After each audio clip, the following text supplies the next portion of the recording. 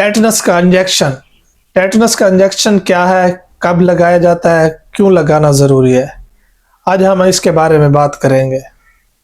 ये एक खतरनाक बैक्टीरिया जिसे हम क्लॉस्ट्रिडियम टेटनाई कहते हैं, उससे बचने के लिए लगाया जाता है। पहले मैं आपको थोड़ा सा क्लॉस्ट्रिडियम टेटनाई बैक्टीरिया के बारे में बताता हूँ। ये बैक्टीरिया आम आंख से नजर नहीं आता, ये बगैर ऑक्सीजन के रहता है। शक्ल के लिहाज से ये रॉड शेप होता है, स्पोर फार्मिंग बैक्टीरिया भी कहते हैं।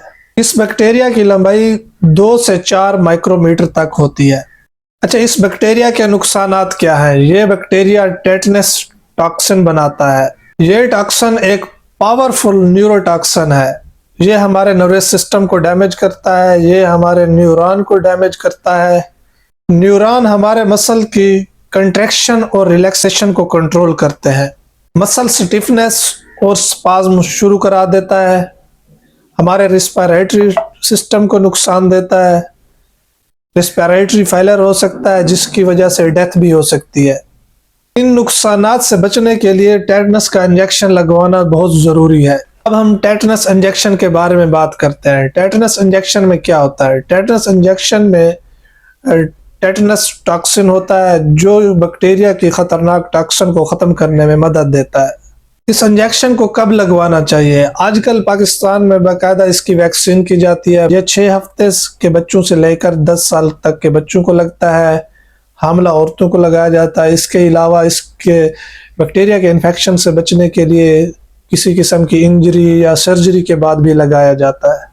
इंजरी किसी किस्म की भी हो, चाहे आप रोड पर गिरे हो, कोई आपको कील लगा हो, कोई कट आ गया हो, छोटी मोटी सर्जरी हुई हो, चाहे आप जमीन पर भी क्यों ना गिरे हो, इसको लगवाना जरूरी है। लेकिन पाकिस्तान में मशहूर है रोड वाला टीका, कि अगर वो लोग समझते हैं कि अगर हम रोड पर गिरे हैं तो ये लगाया जाता है, वरना नहीं लगाया जाता।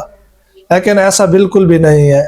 ये बात आप ज़हन नशीन कर लें कि सिर्फ रोड पर गिरने की सूरत में ये इंजेक्शन नहीं लगाया जाता, बल्कि और भी किसी तरह की इंजरी हो, कोई कट हो, कोई चोट लगी हो चाकू से, किसी चीज से भी, तो फिर भी ये लगवाना जरूरी है। कील लग गया आपको, फिर भी इसको लगाया जाता है।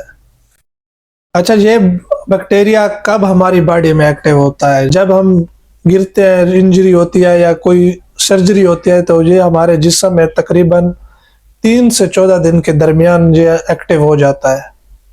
तो इसलिए इसकी पहले वैक्सीन इंतहाई ज़रूरी है। इस बैक्टीरिया के ख़तरनाक नुकसानात से बचने के लिए ये इंजेक्शन लगवाना इंतहाई ज़रूरी है। ये बात आपको बिल्कुल क्लियर है कि सिर्फ रोड पर गिरने की सूरत में नहीं लगना।